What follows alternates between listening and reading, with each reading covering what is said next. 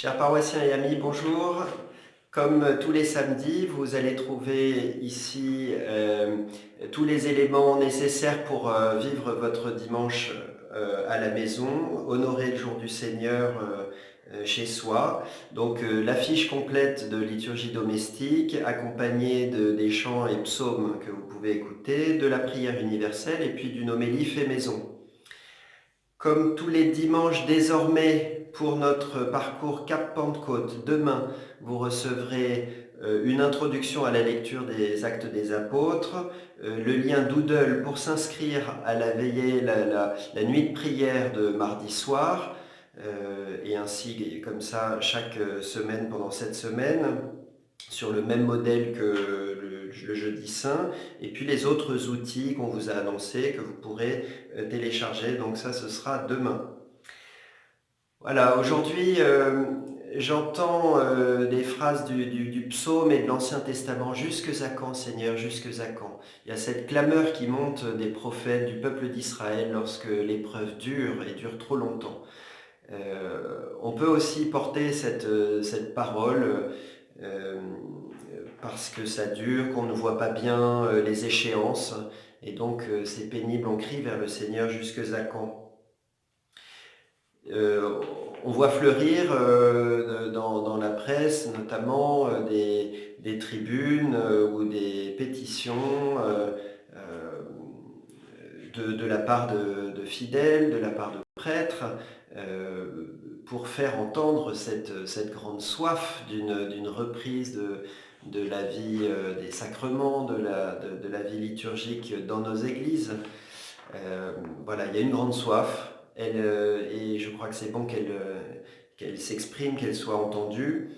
Euh, les évêques de France viennent de proposer un plan de déconfinement progressif dans notre Église catholique de France pour le gouvernement. On ne sait pas encore comment ce plan va être accueilli, et ça je vous en dirai plus sans doute en milieu de semaine prochaine.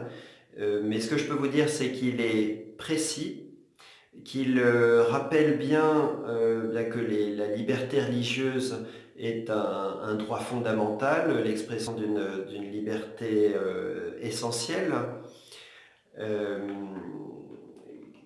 Ensuite, il propose quelque chose de daté à partir du 11 mai, qu'on ne soit pas les derniers, disons, à subir tout le dispositif du confinement. Et il propose une reprise des activités pastorales dans leur ensemble, c'est-à-dire pas seulement le culte, mais aussi reprise du catéchisme, reprise des activités de jeunesse et des camps de jeunesse, aussi reprise des activités caritatives dans nos paroisses.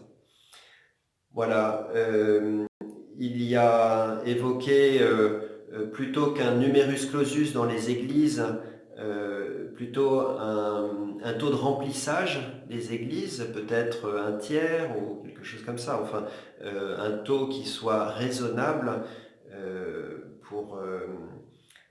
parce que on porte évidemment un grand souci du bien commun et de la lutte contre le virus et la prévention contre une deuxième vague. Euh,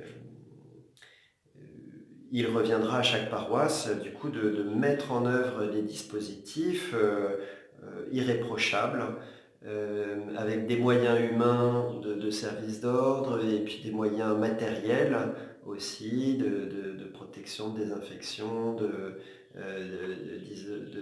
marquage des places disponibles, etc. Voilà, et je pense que dans notre paroisse aussi, on sera irréprochable de ce point de vue-là. Euh, le diocèse nous rappelle que pour maintenant, il n'y a pas d'empêchement de célébrer le sacrement de la réconciliation. Voilà, et que donc on peut venir sonner au presbytère et recevoir ce sacrement, ou quand le prêtre se trouve dans l'église, on peut le solliciter pour cela, moyennant les gestes barrières.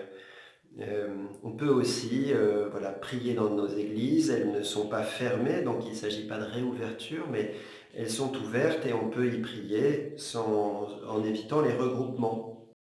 Et puis enfin, le sacrement des malades aussi est possible. On peut faire appel au prêtre qui se déplace à la maison si c'est nécessaire. Voilà, jusque à quand, Seigneur, jusque à quand? On a comme une réponse dans l'Évangile selon Saint Matthieu au chapitre 6. Il nous dit « Ne vous inquiétez donc pas, votre Père céleste sait ce dont vous avez besoin. Cherchez premièrement le royaume de Dieu et sa justice, et toutes ces choses vous seront données par surcroît. » Vous êtes dans mon cœur, dans ma prière. Que Dieu vous bénisse.